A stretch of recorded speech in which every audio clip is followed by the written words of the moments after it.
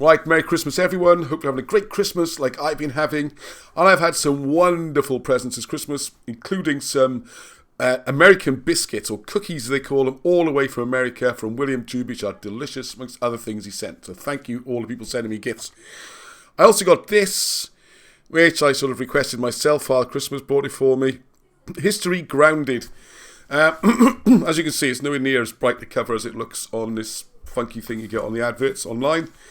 And this is by Elin Jones, who's been involved, apparently, according to the blurb, in put together Welsh syllabuses in history since 1966, which makes her about 55 years in there of doing this. And it's amazing, because to be in it so long, and they've got bitter over it over time, this book really feels like written by someone who just doesn't like Wales and doesn't like Welsh history. The very type term, grounded. Grounded reminds me of a ship being grounded, and just crashing into the ground. Or any ideas or dreams or inspiration. No, it's ground everything. Or grounded, another way of putting it, grounded into the mud with your noses. This is what this book feels like. It's supposed to be aimed for 11 to 15-year-olds. Going to be the new school syllabus books if it catches on. So I've got one son, 13, who loves reading, loves history books. So come on, I want to take this on, have a read. And he just looks at it, it's like, oh, why don't I read that for? It looks like a boring presentation that some schools put together.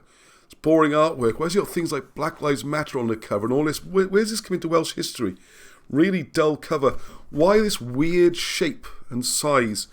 It's just very narrow and makes all the pictures... And all the photographs are kind of small and squashed in. They're all over the place.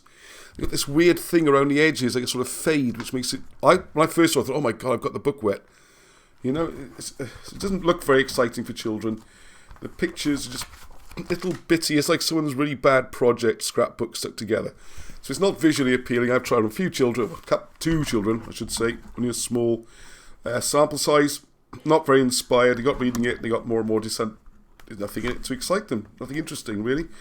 Right, I'll try and do an overview. The contents starts off an introduction, picture of Elin, and then she keeps going on and on and on about we can only guess. We've got ideas about history, we can only guess. So what she's saying is these are ideas we're putting forward. So why not some positive, exciting ideas that will actually engage children and make them interested and think, wow, after reading this book, if anyone's read it, would you really get the impression, wow, what an interesting place Wales seems. What a fantastic history. I'd like to study more about that. No, this will kill your enthusiasm way before you get to the end of the book. All right, so let's go through a little bit about archaeology, boring digs, that kind of thing, how they find stuff. And then there's this bizarre thing then as well, which all the way through is like Southeast Wales doesn't exist. It's really bizarre.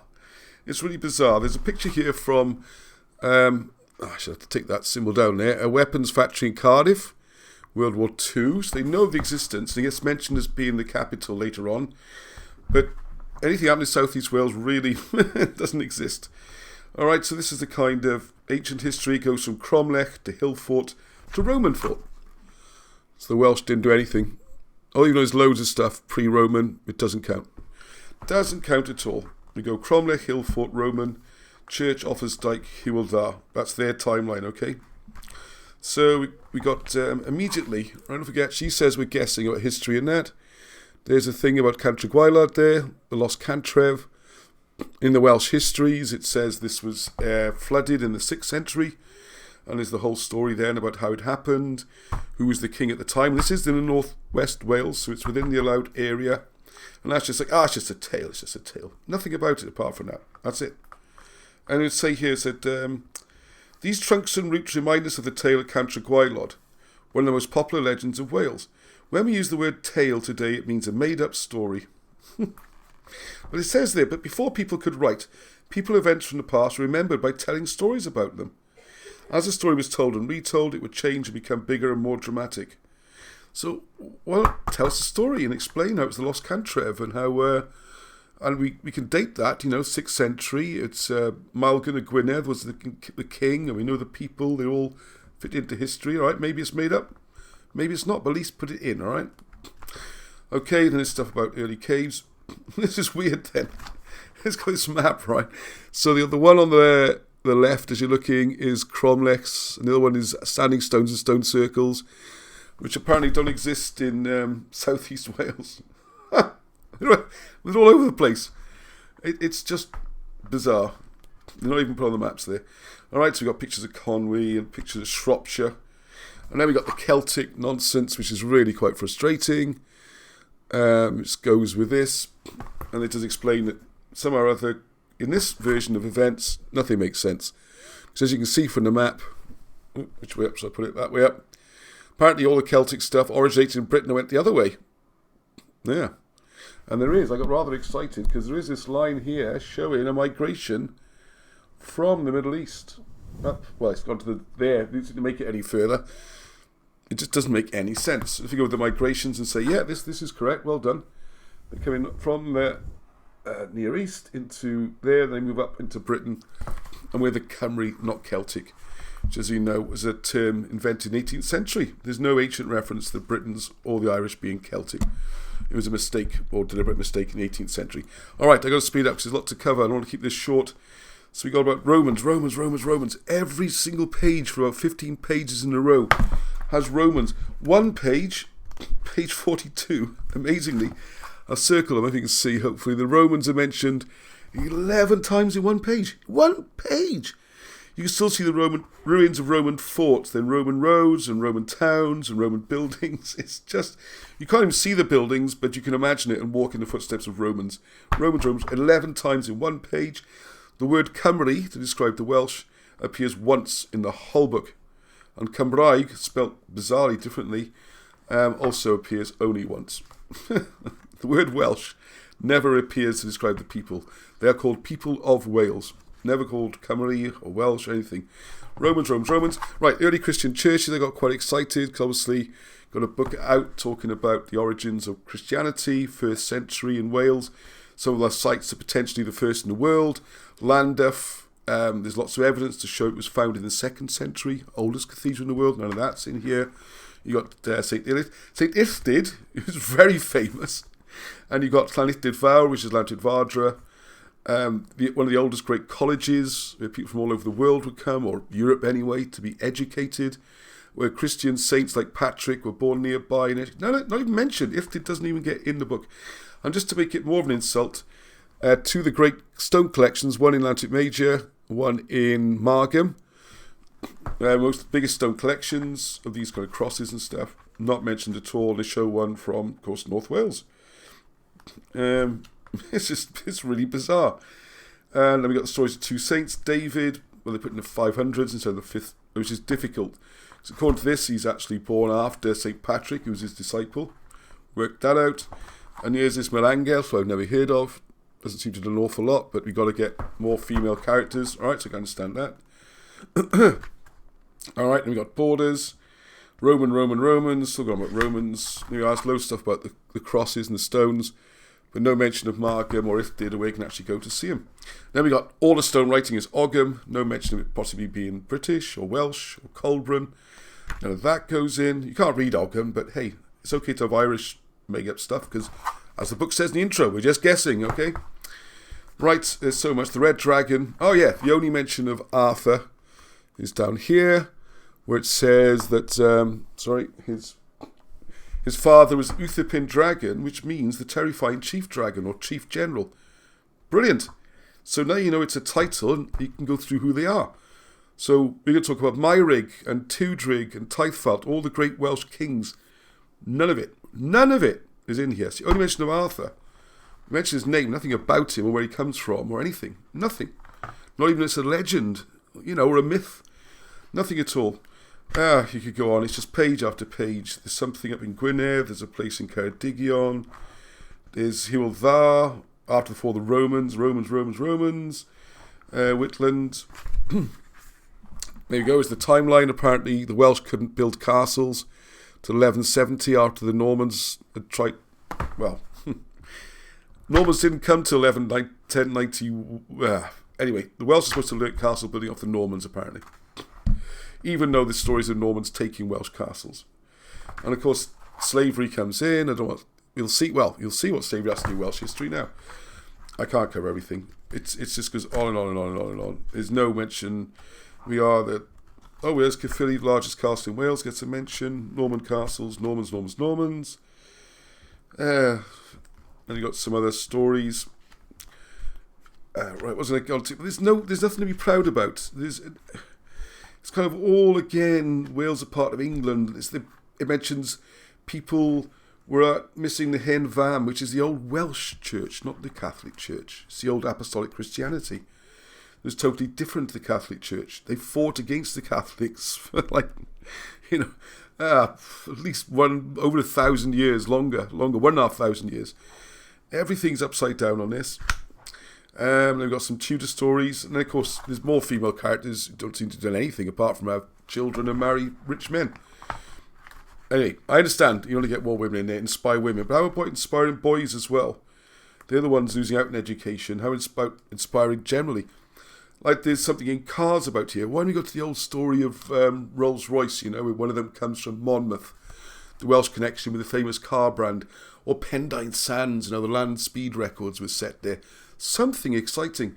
I mean, there's a grudging mention of Trevithick and the first steam engine. Well, this would be a big thing, It's the first steam engine in the world was between Penydarren and Abercullen. Over a decade before Stephenson's rocket, which everyone's heard about and thinks is the first. Why isn't the first radio transmission in here, where the Kemp brothers did? Marconi, who gets all the glory, was an observer. Put the record straight, this is an opportunity. We get all this stamping down of Welsh history already. This is supposed to be a chance to put our side of the story and have a bit of pride, teach it in our Welsh schools. And then we've got the big industries, and it's just really weird. Like it says things like, Merthyr was the biggest in the world, and here's a picture of one in Flint, and I just don't get it. And then we get to the politics, which is a big chunk of the book, really. So when he mentions the red flag over there, make it clear that when they wrote the red flag one up, it's the first time the red flag had been used as a political symbol anywhere in the world. Whether you like it or not, show it's a big thing. And also, they're called riots by the government in London. Around here, they're called uprisings. Downtrodden people having an uprising. They're not rioting. Rioters are people trying to destroy things. They're trying to build what they want. The Chartists get mentioned in John Frost, which is great, but he doesn't mention 20-odd were gunned down dead. And there's some more random stories just to plug it out again. The Welsh not. Managed to find some female characters, which is good. But what about all the male ones, which are just vanished? They did some important things.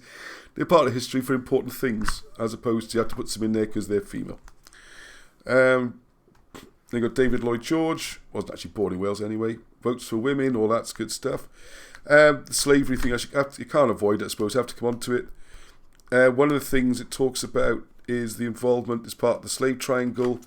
Was that after they would take the manufactured goods to Africa, which they would sell to the chiefs, who were quite happy to sell slaves for goods. Then the slaves would go over to the West Indies and North America, and then goods would come back. And Wales received sugar in one of the ports. So apparently that makes you part of the slave trade then. So the slaves were actually going between Africa and America, but it's Wales' fault somehow. This was someone on the dock saying, I'm sorry, can't import that sugar. Arnie was funny. We had a little joke about it, saying, well, Victorian woke person, like sugar in your tea? Oh no, I couldn't. Cigar? No, I can't smoke a cigar. Do you know where the tobacco comes from? And I'm disgusted that you're wearing a cotton shirt. What do you expect people to do? Just turn the boat around and say, nope, we're not having it. I want to find this map they show. Anyway, I have to get the book itself. Can't find the page a minute. And it shows in here 46 people in Wales, or 46 families, where... here we go. There's the map. You found it. So you can't make this up. And you can see those red dots on there show... You can see the sugar coming in. There's also... I counted them, 45, 46 dots, showing families that got compensation for losing their slaves. So one of the ways the British speeded up the end of the slave trade was to basically buy all the slaves and pay off all the people and end it much quicker. It might seem expensive, but it's fast and effective. 46 of these were in Wales, and on the facing page there it says that total compensation paid out was to 46,000. So out of the 46,000 that were compensated for slavery in Britain, according to these figures, 45 were in Wales. So I think actually, and I'd like to know who those 45 were. I mean, they're probably rich coal owners and, steel owners and people like that. There's no way people like my ancestors working on a pit for hardly anything, with lives not much different to slaves anyway. There's no way they were owning them, or shares in companies, or Quite often you see they have shares in boats and things. You invest in a ship, the ship takes slaves, and suddenly you're involved in the slave trade. Anyway, the Roman levels, even when you talk about mining, you do see the Roman levels. So where's things like the ancient stuff? It says the mine's already opened. So where's things like the Mould Cape, which is beautiful, probably 1,000 years before the Romans arrived, or at least 500 years before them. So, and that's from Great Orme. And in this book, they're trying to apply the Roman start of the mining at Great Orme. Everything about it, you don't read this getting with a good feeling, thinking, wow, look at all the things that happened in Wales. Wow, what an exciting subject. I want to learn more about it. No, not at all. Everything's damned with faint praise, and South East Wales doesn't exist. Very bizarre. So there you go. There's my quick review. So, happy Christmas. Till the next time, Hedwch.